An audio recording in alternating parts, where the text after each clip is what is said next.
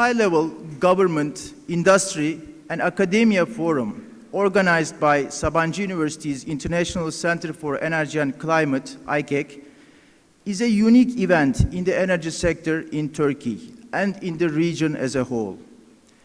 In the past 7 years, IICEC has proved herself as a key platform for intellectual leadership in the region, for the exchange of ideas and perspectives related to significant energy and climate topics. Main framework of the forum title today encompasses transforming the energy sector for addressing the climate change, the climate challenge, since the energy production and use account for 2/3 of the global greenhouse emissions according to the International Energy Agency. Considering this framework into account, we have the title of the forum named Paris COP21, What Implications for Energy Industry?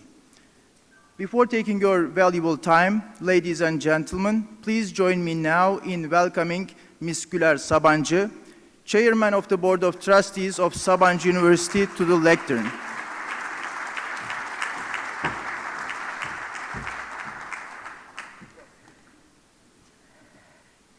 Good morning. Undersecretary Dr. Al-Nehadi, Member of the Parliament, Ambassadors, Consul Generals, high-level representatives, distinguished colleagues, dear participants, dear students, welcome to the 7th International Energy and Climate Forum of the Sabancı University's International Center for Energy and Climate, which we shortly call it IICEC. We are very much pleased to see that IICEC's role as a globally recognized center in Istanbul, where global energy connects, is growing as a distinguished platform to exchange ideas for a better energy future. I'm also pleased that the open debate provided by IICEC over the past 7 years has attracted significant interest from national and international authorities and decision makers for addressing energy, climate challenges, and assessing opportunities.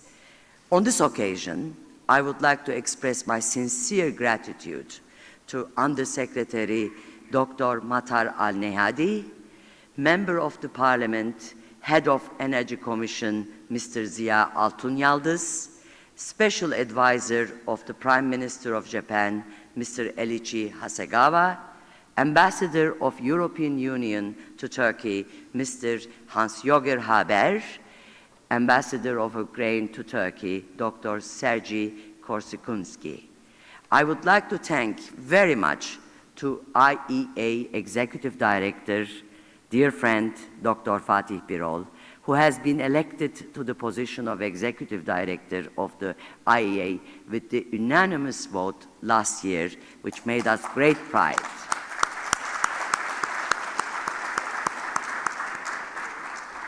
And since then, IEA has a new and stronger vision, we believe, under the leadership of Dr. Birol, who empowers strategies, opening its arms to emerging countries of the world and pursues a global energy system which is more secure, efficient, and sustainable.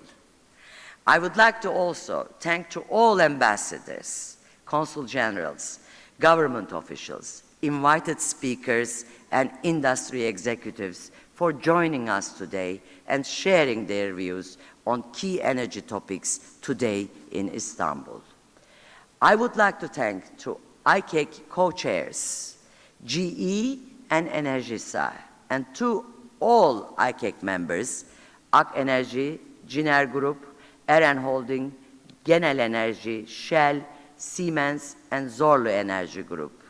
With their support, with the support of hereby mentioned IICEC co-chairs and members, which is a unique and first of its kind organization in Turkey, our goal is to bring academia, industry, and the public sector together on a collective platform, a healthy dialogue and discussion, and planning attractive policies for the world. We are in IICEC continuing to contribute energy. Just a second. I like to mention that we have a new platform for IICEC, and we are re-looking at the governance of IICEC, and we will announce it shortly.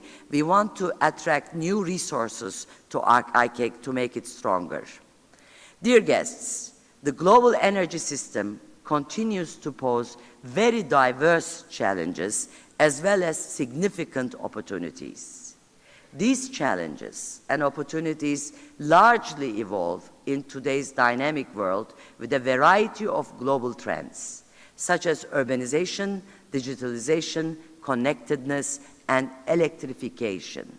These trends pose new dimensions for the energy sector and its transformation. In this very dynamic energy landscape, last year's Paris COP21 meeting was the most critical development in shaping the future of the global energy supply and demand. Energy was at the center of these discussions last year in Paris. I share Dr. Fatih Birol's view on the outcome of the Paris discussions. Yes, Paris Agreement is nothing less than a historic milestone for a global energy sector. The whole world is united in its commitment to the global goals embodied in the Paris Agreement, as well as the means by which to achieve them. Since energy production and use account for 2/3 of global greenhouse gas emissions, transforming the energy sector is essential to addressing the climate change challenges. This is why we named this year's forum as Paris COP21, What Implications for Energy Industry? Dr. Fatih Birol will elaborate on the recent trends and expectations on this context comprehensively right after me. But now, I would like to share my thoughts with you on this very important topic of today. Dear guests, newest IEA statistics demonstrates decoupling of economic growth from carbon emissions in member countries. Global renewable generation capacity increased by 152 gigawatts, which is 8.3% growth. That is about 2 times of the total installed capacity of Turkey. The highest annual growth rate on record. According to new data released by the International Renewable Energy Agency, we witnessed the rise of distributed generation, smart grids, and storage technologies. This trend rapidly changes the way energy is supplied and consumed. All majors are increasingly moving into clean energy markets. Japan now has more electric charging points than petrol stations. Energy efficiency regulations now cover 27% of the world's energy consumption. This is up from 12% in 2005. Recently, we heard a lot of such exciting news and more highlighting the development of energy industry towards a more sustainable future. In Paris Agreement will no doubt speed up the transformation of the energy sector by accelerating investments in clear technologies and energy efficiency. Yet driving even stronger action in all areas to lower emissions will require greater engagement efforts by all stakeholders. We can work together, and we must work together to contribute in efforts to achieve a lower emissions pathway while supporting continued economic growth and expanding modern energy accesses. Dear guests, I strongly believe that there is much to improve with regard to energy efficiency. Energy efficiency is key as a climate change action as well as for sustainable development. According to International Energy Agency, the emissions should be reduced by 2050 to limit global temperature increases to less than 2 degrees centigrade. 40% of the required level of reduction would potentially come from energy efficiency. And I think it can be done. Bringing the energy efficiency gap will require financial institutions to channel more capital flow to energy efficiency. We expect policymakers to address barriers, stimulate energy efficiency investment through supportive energy policy frameworks. We need to work harder on solutions to improve energy efficiency along the energy supply-demand chain globally. The Paris Agreement is an important development for Turkey as well. Turkey declared her aim to contribute to the collective efforts to combat climate change. She submitted her national determined contribution within the context of the Paris Agreement as up to 21% reduction in emissions from the business as usual level to 2030.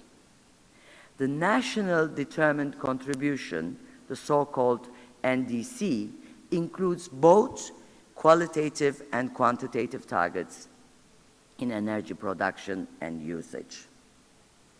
Wind and solar power generation capacities are set to increase significantly until 2030.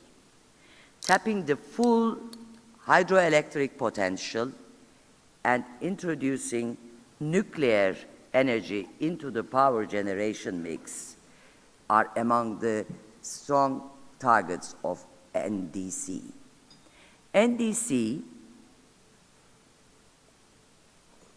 encompasses the target of reducing electricity transmission and distribution losses that is critical for an improved energy balance for Turkey. And the last but not the least, enhanced energy efficiency across different sectors, such as industry and buildings, is an important pillar of the NDC. Turkey has a large untapped potential for energy efficiency along the supply-demand chain, starting from generation through transmission and distribution to final consumption. We need to intensify our efforts toward utilizing of this very important potential in a cost-effective way.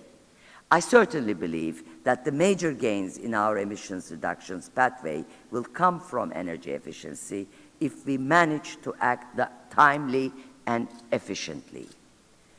But of course, current low oil, gas, and coal prices may complicate the transition to a clear energy future. We all see that. At this juncture, I would like to pinpoint that liberalized electricity and natural gas markets without any type of subsidies are essential for improving energy efficiency and must continue to be in our targets. Turkey, as a large energy importer, we have a big energy bill, as you all know, definitely needs to utilize its local resources, including lignite, to elevate the current account deficit, while, of course, ensuring energy security in its growing energy market and economy. Therefore, local resources should be utilized by use of best available technologies and prioritizing health, safety, environment objectives. And we have a great opportunity here. There is great technologies available right now. This approach needs to be considered as an integral part of the energy and climate objectives in Turkey.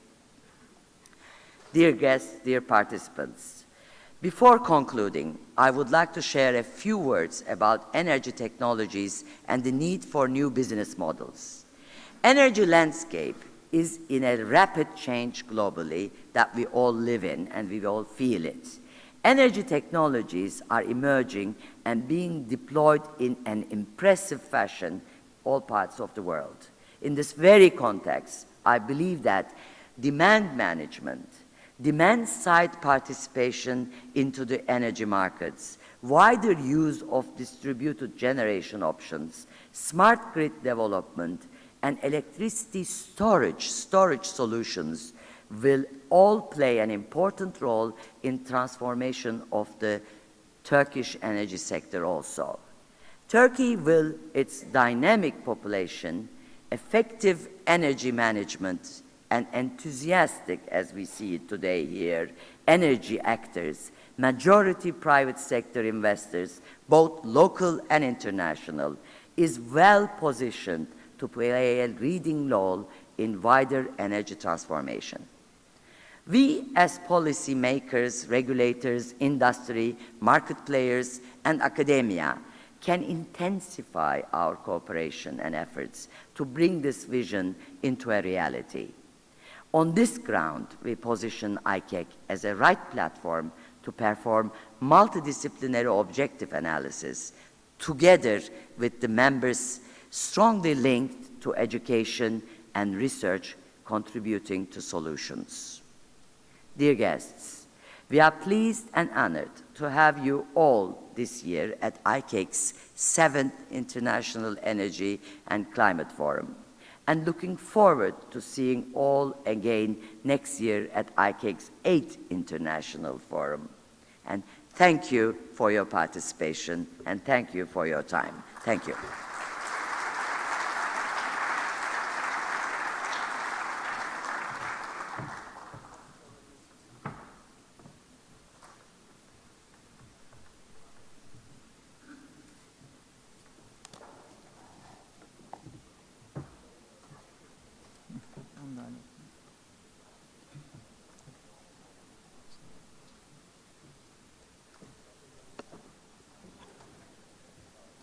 Thank you very much, Ms. Sabancı.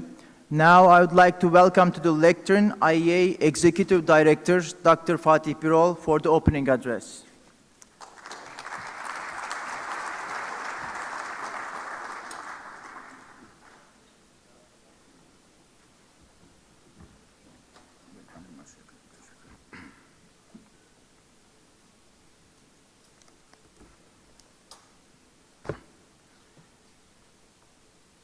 Dear Mrs. Sabancı, dear Mr. Altun Yaldız, His Excellency Mr. Hasegawa, His Excellency Mr.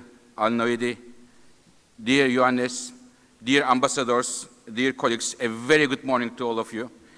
It's a great pleasure to come back to my beautiful city of Istanbul. What a wonderful weather. What a beautiful city. I was last week in Paris. I don't know if we have the French ambassador with us, but rainy all the day, all the week, non-stop. It is excellent to have the sun and the beautiful Istanbul here. I am very much looking forward to my summer holiday that I am going to spend again in this beautiful city as I did in the last almost 30 years. We will talk about Paris. We will talk about Paris climate change meeting and its implications. But before going to climate change, I hope this Sunday I will be in Paris. Turkey will get a very good news because we have a wonderful, very important opportunity to start good to the Euro 2016 football championship. So all the best to our football team as well. So in Paris again.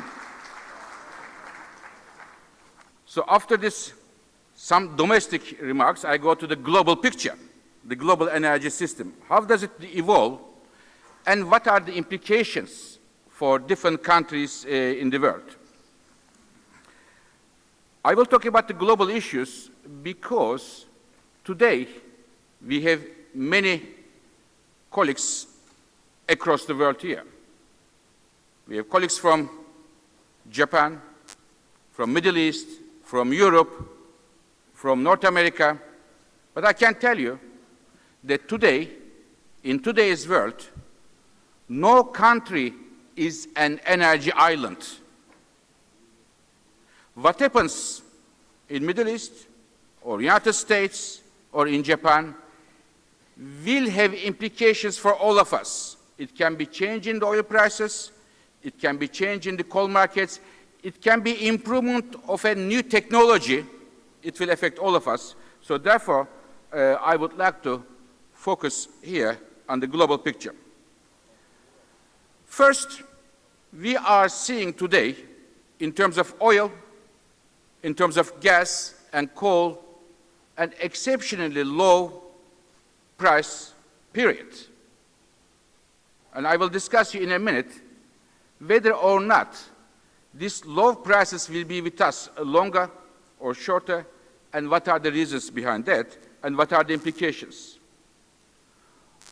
One of the very important implications of the low oil and gas prices is we are seeing investments for oil and gas are declining substantially. We have the executives of the oil companies here with us. We have the oil-producing countries' leaders. This is what we are seeing. Investments are declining significantly, and it will have implications for the future. Coal prices, rock bottom. Since 20 years, we have never seen coal prices so low, and as you will see, it is mainly driven by one country, what is happening in China. And I will come to that in a moment. And in terms of clean energy technologies, there is a revolution. Both in terms of their costs are going down, so-called expensive technologies are becoming now cheaper and competitive vis-à-vis the traditional fuels such as oil, coal, and gas. Renewables, Mrs. Sabancı also mentioned, making a very strong push, and one important data which should shake all of us. It does shake me when we found out last year, of all the new power plants connected to the grid, 90% were renewables, mainly wind, followed by solar, hydropower, and geothermal. 10% gas plus coal plus oil plus nuclear put together, 10%, and renewables, 90%. COP21 was a very important milestone. It was an answer to a major global challenge. But it was a diplomatic answer. It was a successful diplomatic answer, so we have to see these 180 countries who signed this agreement, how are they going to do in the real life, how are they going to reach that very important target for all of us. So when we look at the global energy system, on one hand we see low oil, gas, and coal prices. On the other hand, renewables energy efficiency is moving, and there is an agreement which binds all the countries. And the important thing is to understand which one of these changes are structural, which one are just for today. So I'm going to try to explain these points. When we look at the global energy demand growth, energy demand will grow. We all need energy to have a more comfortable world, economies to grow, and today, ladies and gentlemen, there are still 1.2 billion people, 20% of the global population, they have no electricity. So therefore, energy is very important, and energy is the source of economy and source of our lives. When we look at the growth in the future, we expect from the so-called rich countries, advanced economies, their energy demand is slowing down, even declining, and all the growth is coming from emerging countries. In addition to the Southeast Asia, Africa, Middle East is growing, and China, of course, a major driver of global energy demand growth. Having said that, there is one country who is taking over from China to be the engine of global energy demand growth, which is India. India is moving to the center stage of global energy markets. Very strong economic growth, still more than 250 million people who have no access to electricity, and a major urbanization taking place in India. So our eyes, in terms of energy demand growth, needs to be focused more and more on Asia, but especially India and China. A few words about oil markets, which is important for all of us to follow the oil markets, oil prices, and others.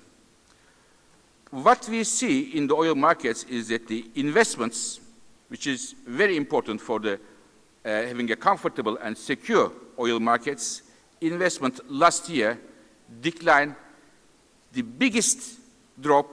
We have received the biggest drop last year, 2015. And after this, 2016, we have seen another decline. In the history of oil, we have never seen 2 years in a row investments are declining. If there was a decline 1 year, which was even rare, 1 year decline in investment, next year we saw a rebound. But 2 years in a row, investments are declining. And it may well be the case that we may see still weak investment in 2017. Where do we see the decline mainly? We see the decline mainly in North America, US and Canada. We see it in Brazil.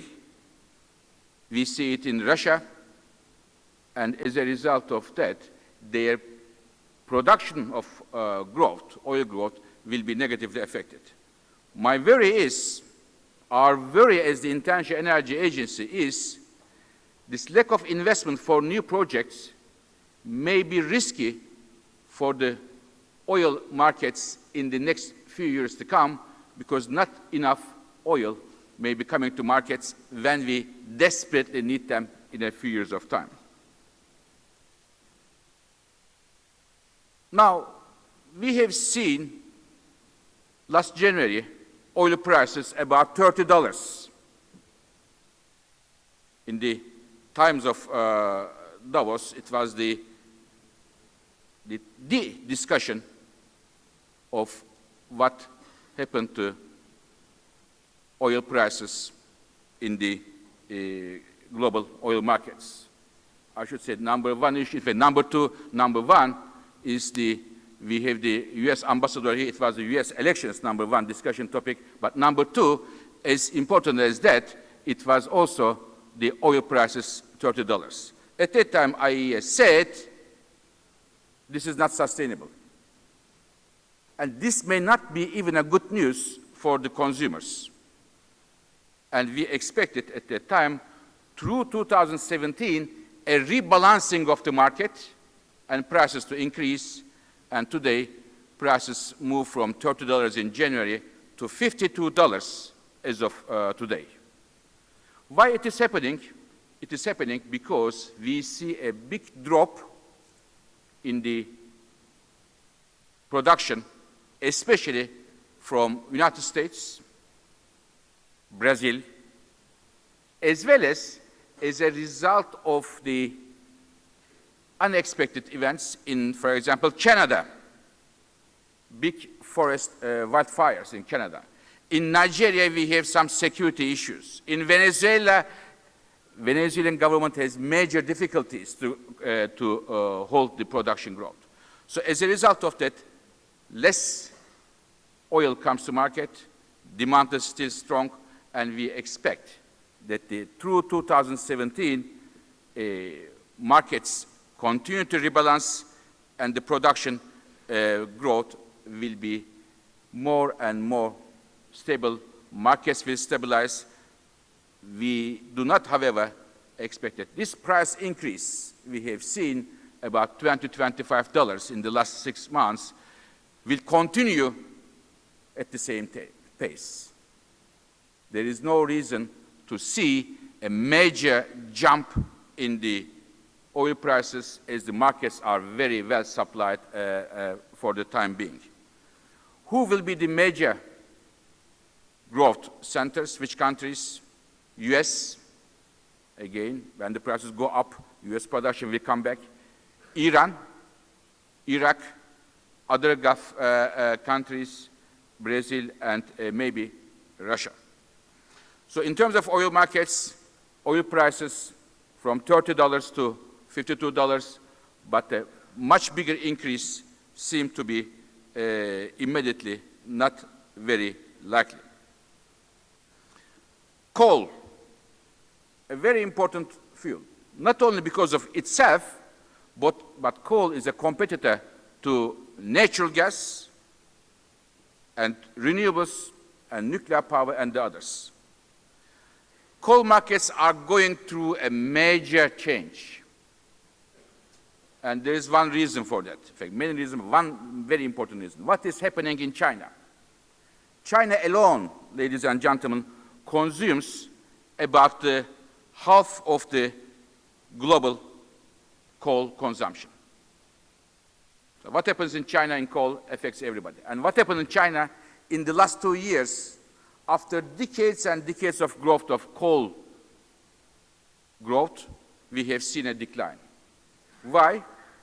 Not necessarily because of climate change, but because Chinese government is taking the air pollution in the cities very seriously and put some cap there. While in China we see a flattening and maybe even a decline of coal consumption, India, coal consumption is growing strongly, followed by other countries.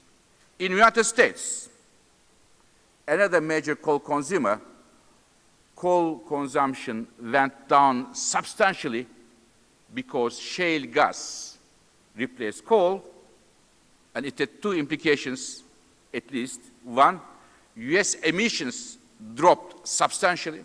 It's a good news for US and good news for everybody, in fact, because gas is cleaner than coal. And the second, many coal companies, major coal companies in the United States, faced and facing very difficult times in terms of their financial positions. So this is what we expect. The coal growth will be rather slow worldwide, and as a result, we are seeing, as I mentioned in the beginning, coal prices rather on the low side.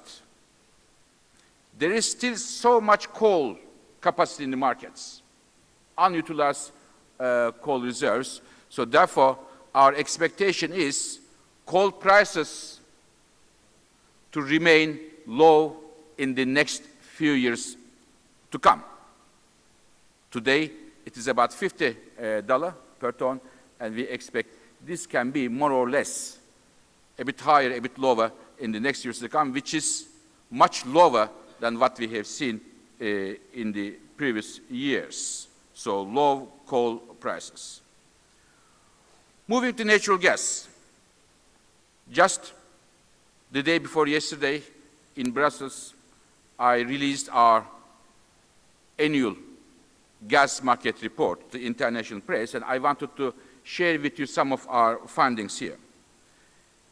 Gas grew very strongly in the last 5-6 years, but we expect gas growth will slow down. It It will still grow, but it will slow down. For two reasons. One, gas is squeezed between cheap coal, as I just mentioned, and renewables, which are becoming more cost-effective and enjoying, in many countries, generous support of the governments. So gas has to compete with vis-à-vis cheap coal, and the renewables becoming cheaper and also supported by governments. This is one reason. Second, the biggest part of the coal demand growth in the last 5 years came from the United States, as I said, gas replacing coal, and those substitution possibilities in the United States is more or less exhausted now. But still, a decent growth we expect, driven by China, Middle East countries. But in terms of Europe, we have many colleagues from Europe here.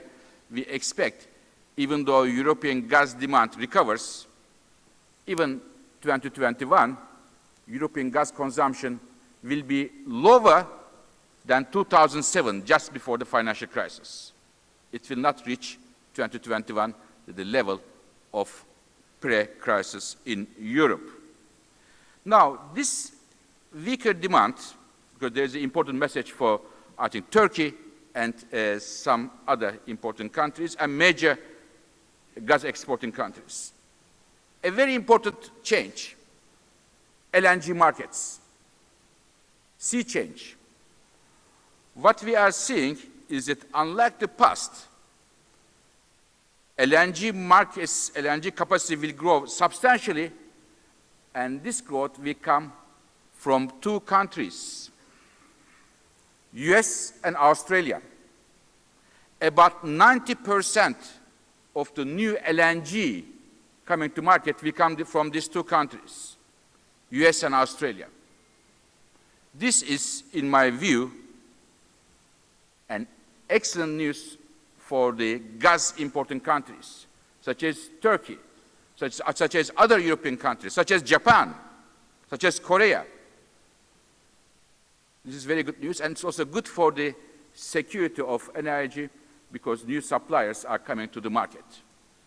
US, as a result of shale gas, again, we have many US colleagues here, and Australia, coal-bed methane, we have the colleagues from Shell, a major investor in Australia, lots of LNG coming to market. So what does it mean? Demand is weaker and a lot of LNG coming to market. It means the following. It is a bad news for the major pipeline gas exporters, full stop. Some countries, some major pipeline gas exporting countries continued many years. They were in a denial that the shale gas revolution will have implications. This phase is over. C'est passé, it is finished. Shale gas is making major implications. And now, a concrete one, on the prices. What is the advantage of a lot of shale gas LNG coming to markets? For the European consumers, it is an excellent news. For Turkey, it is an excellent news. For Japan, Korea, excellent news, because there are new suppliers. Today, ladies and gentlemen, gas from United States can lend to Europe about $4 per MBTU. This will put a lot of pressure on the major gas pipeline exporters. This will make the hands of Europeans stronger in terms of their discussions when the contracts come in the picture. Turkey needs to make very good use of this historic opportunity. $4 you can get the US gas. So, of course, to do that, To do that, you have to have the infrastructure to get the LNG. And today, in my view, European Commission is doing excellent work to provide the infrastructure, the Juncker plan, in order to provide flexibility for the European gas markets. It is a change in the European gas markets as of now because a competition is coming in the European gas markets and beyond. Now, talking about the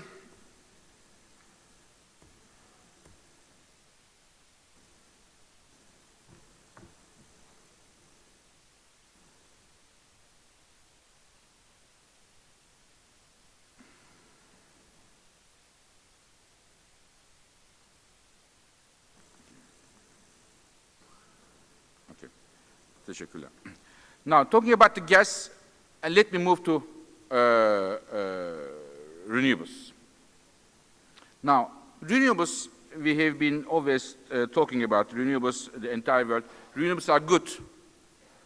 They don't create problems for the environment.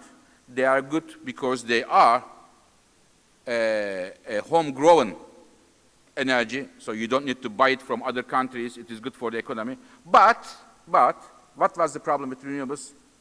Expensive.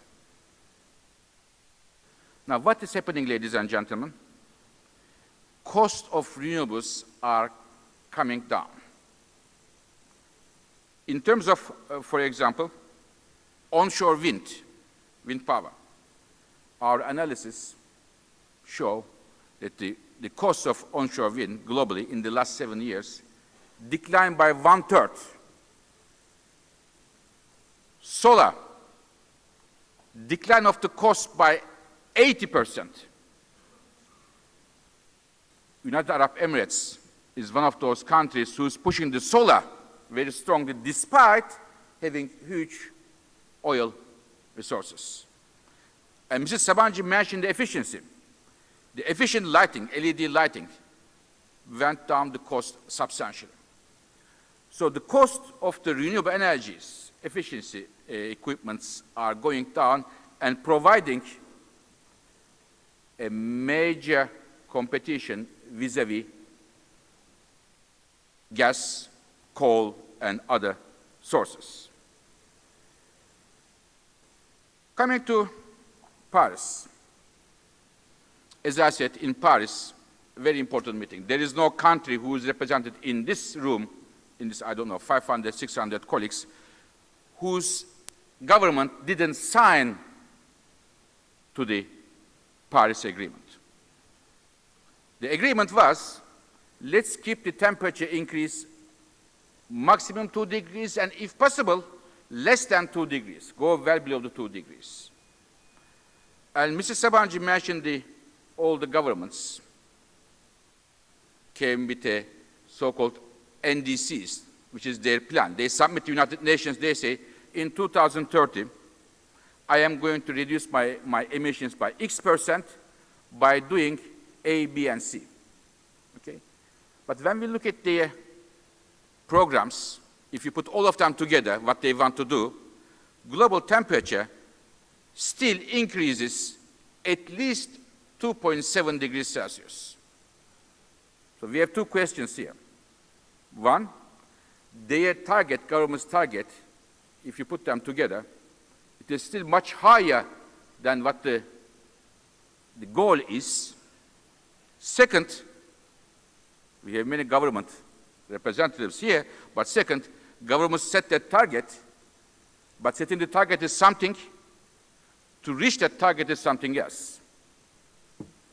So therefore, as International Energy Agency, as we were asked in the Paris meeting, we are following closely what is happening in the markets and what needs to be developed in order to reach that target. To reach that target, we have many options. Each country can reach that target by using different options. But there are two of them which applies almost all the countries around the world. Namely, energy efficiency and renewable energies. But of course, nuclear power as a carbon-free source can help. Switching from coal to gas can help. Using efficient coal power plants can help. And this would help and bring the emissions to 2 degrees level. But once again, Paris was an extremely important diplomatic answer to the very important challenge we have. But now that answer needs to be, that agreement needs to be implemented in the energy sector. Hence, we have this meeting here, and I wanted to congratulate Mrs. Sabancı bringing so many participants across the world and across the Turkish energy sector to discuss this very important issue. So what we did, ladies and gentlemen, we believe the governments that they are going to reach the targets, of course, but we said we have to look in terms of clean technologies, what they said and what they do. Is there a decalage? Is there a discrepancy between those two? Of course, we believe the governments, but trust is good, but the control is better. So we thought we should check what is happening. We have a rather pessimistic picture when we look at, for example, carbon capture and storage. We track the progress. Progress is very, very sluggish. In terms of coal plants which are built, a substantial amount of them are still subcritical, inefficient coal-fired power plants. Very primitive, not good news. There are some other technologies which are doing a bit better. What are those? For example, energy storage, nuclear power. Last year, 10 new nuclear power plants connected to grid, 8 of them being in China, 1 in Korea, 1 in Russia, and Japan, slowly but surely, going back to nuclear power. But we cannot talk about a major renaissance of nuclear in the picture. The good news is coming from 2 areas. Green. Electric cars. Last year, electric car sales across the world, the increase was more than 70%. We now reached the worldwide 1 million electric cars in the street mark. 1 million may sound a lot, but not to make you too pessimistic about that, but it is less than 0.1% of the global car fleet. But there's a still big move in terms of electric cars. Another good news came from the wind and solar power. There's a huge increase there, as was discussed before. But overall, we are lagging behind the target which was established in Paris in terms of the clean energy technologies.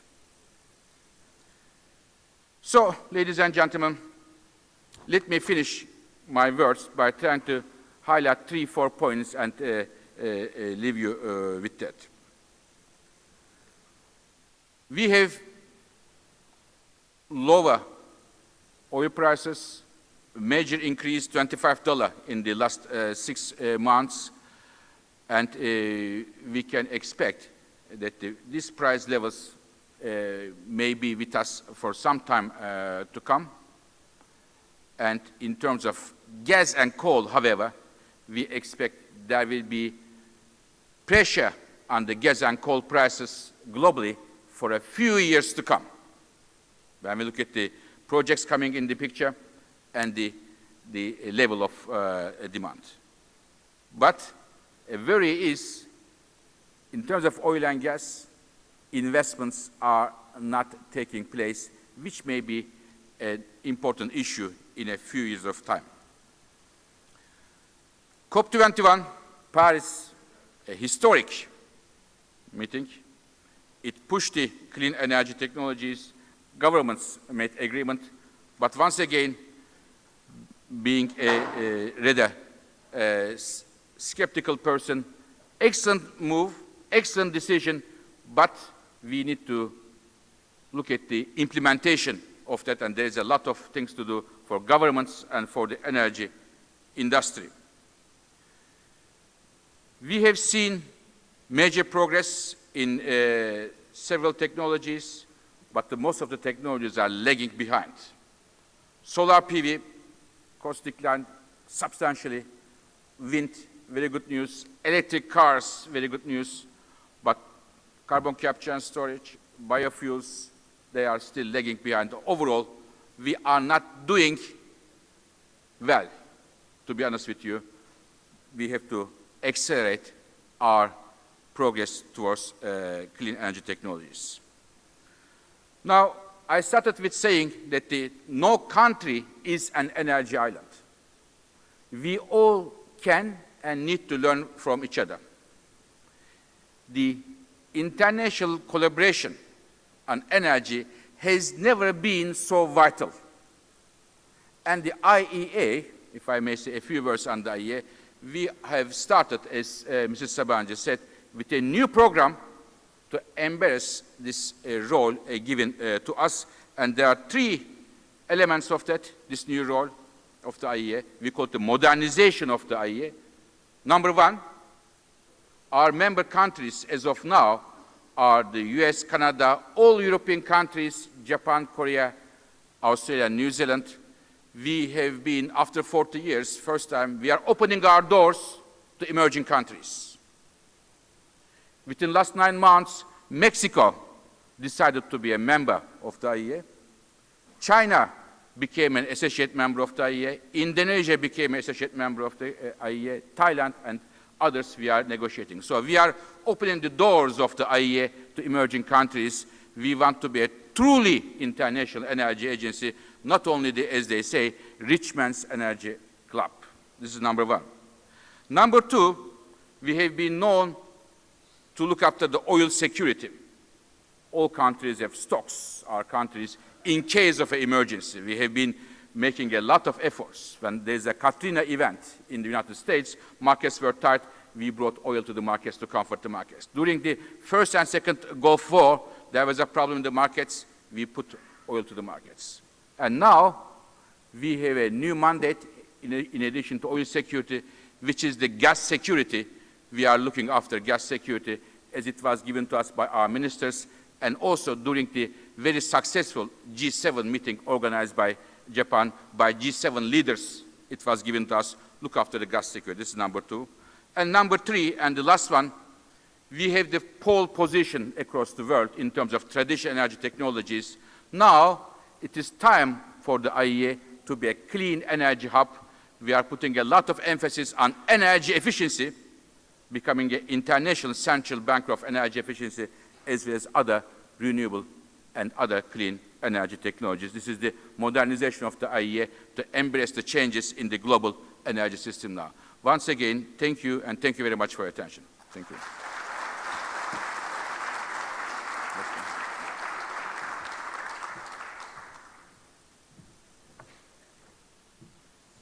Thank you very much, Dr. Birol. Ladies and gentlemen, please let us welcome His Excellency Dr. Matar Al-Nayadi, Undersecretary of the Ministry of Energy of the United Arab Emirates.